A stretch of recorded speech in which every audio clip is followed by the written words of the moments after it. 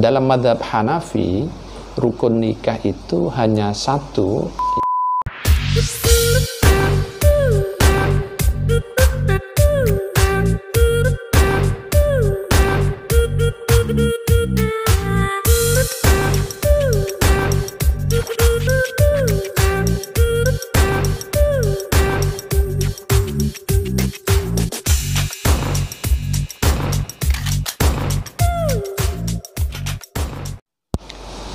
Assalamualaikum warahmatullahi wabarakatuh. Bismillah, alhamdulillah, wassalatu wassalamu ala rasulillah wa ba'd. Pemirsa sekalian yang saya hormati, ada pertanyaan masuk ke meja redaksi. Pertanyaan itu berbunyi, bagaimana hukum nikah melalui video conference? Apakah nikahnya sah atau tidak? Terima kasih, pertanyaannya cukup bagus. Sebelum menjawab pertanyaan ini, tentu kita perlu mengingat dulu tentang pandangan ulama terkait dengan rukun nikah. Jadi kalau kita lihat, memang terjadi perbedaan di antara para ulama mengenai rukun nikah itu sendiri. Dalam mazhab Hanafi, rukun nikah itu hanya satu, yaitu ijab qabul, ya. Sementara mempelai laki dan perempuan, kemudian dua orang saksi itu bukan rukun tapi dimasukkan ke dalam syarat nikah. Sementara dalam mazhab Maliki, rukun nikah itu yaitu ada mempelai dan juga dipastikan ada wali, ya. Dan tidak tanpa ada saksi, ya, kalau dalam mazhab Maliki. Jadi cukup mempelai, kemudian ijab qabul, dan kemudian ditambah dengan wali, ya. Sementara menurut jumhurul ulama, mayoritas ulama mengatakan bahwa rukun nikah itu ada 4, ya. Yang pertama harus ada wali, kemudian ada 2 orang saksi, kemudian ada mempelai laki-laki perempuan, kemudian yang terakhir, yang keempat adalah harus ada ijab dan qabul. Nah kemudian terkait dengan pemenuhan terhadap 4 rukun ini, kalau kita lihat, ya, dalam konteks pernikahan via video conference tentu sudah terpenuhi, ya, yaitu ada wali, kemudian ada saksi, kemudian ada 2 mempelai, dan kemudian ada ijab qabul. Nah, mungkin yang menjadi persoalan hanya di poin ijab qabul, ya.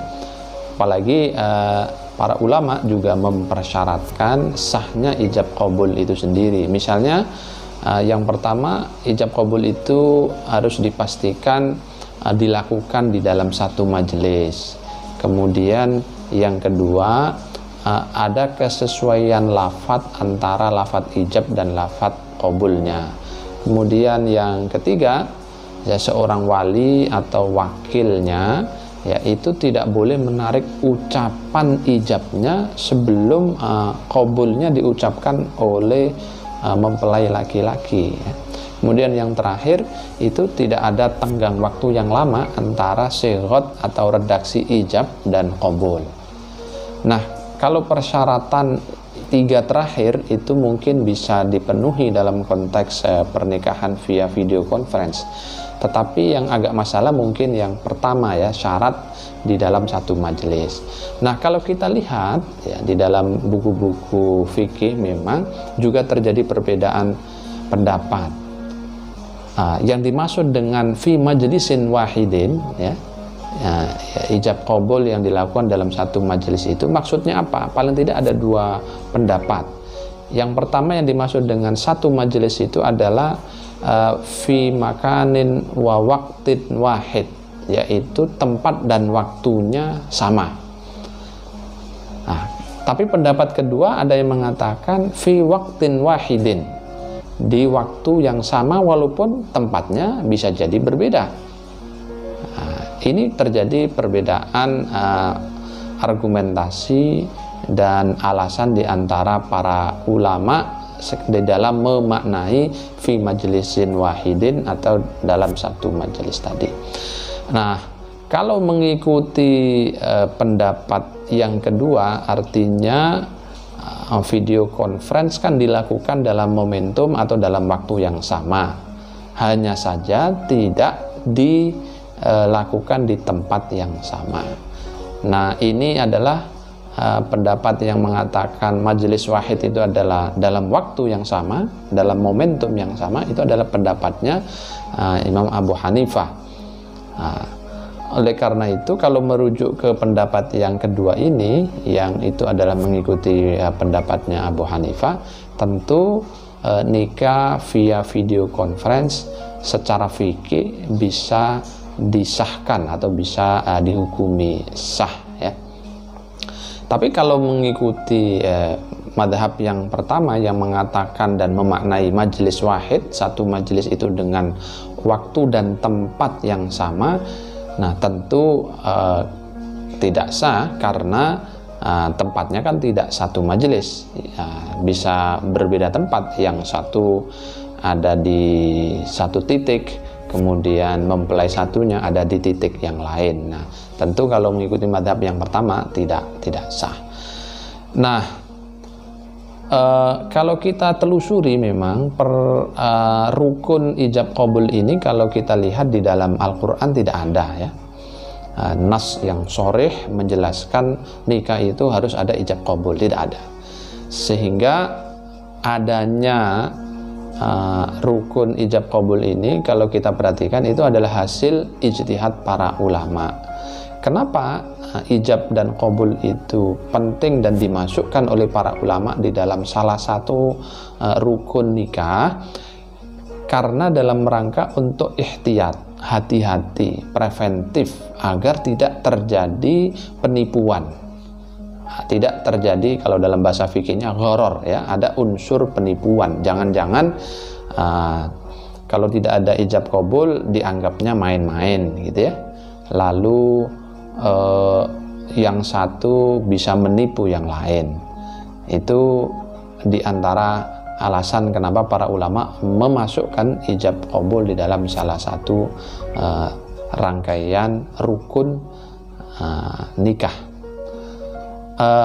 Ada juga alasan lain kenapa ijab qabul itu ada, ya, dan dimasukkan oleh para ulama walaupun tidak ada nas sharihnya, ya karena di dalam semua transaksi, ya termasuk pernikahan itu kan ada unsur transaksinya, ya. Karena harus mengesahkan sesuatu yang sebelumnya tidak sah, ya harus ada transaksinya, dan transaksi itu harus didasarkan kepada saling ridho dan saling rela antara dua belah pihak. Dalam bahasa hadisnya antaradin, ya. Sebuah transaksi itu harus berbasis kepada saling ridho, saling rela antara kedua belah pihak.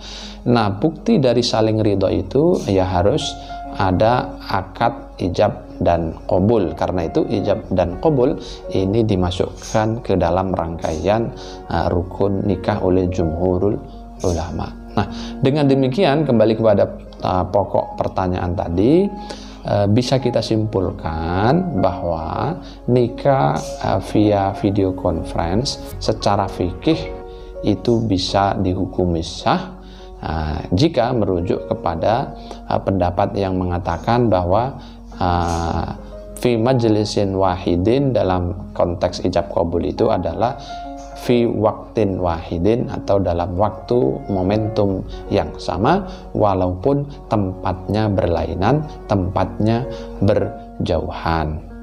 Nah, kendati pun demikian, yang perlu kita ingat bahwa nikah itu mitsaqan ghalidha. Nikah adalah sebuah ikatan suci yang luar biasa. Oleh karena itu, walaupun secara fikih sebagian ulama itu membolehkan Tapi kita tentu tidak boleh sembarangan menerapkan kebolehan nikah via video conference semacam ini.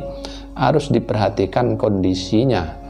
Kalau misalnya kondisinya tidak sangat terpaksa dan darurat, ya misalnya karena ada corona yang mewajibkan harus memisahkan kerumunan banyak orang, ya misalnya, atau sebab-sebab darurat lain, maka seyogyanya seorang yang hendak menikah, keluarga mempelai laki dan perempuan itu harus tetap menjalankan prosesi pernikahan secara normal, ya.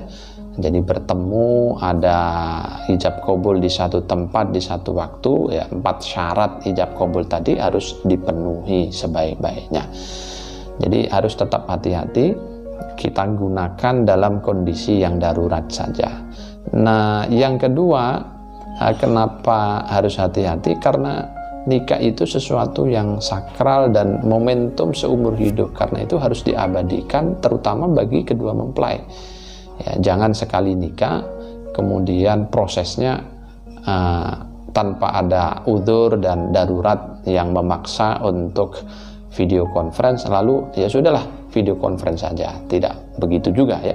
Harus ada momentum yang diabadikan, pertemuan, ya, tukar cincin antar suami istri dan seterusnya. Itu akan menjadi sebuah memori yang luar biasa bagi kedua pasangan mempelai suami istri, terutama nanti ketika sudah usia pernikahannya sudah senja, ya. Jadi dia akan bisa membangkitkan rasa cinta kasih antar pasangan ketika melihat foto-foto dan video kenangan pernikahannya.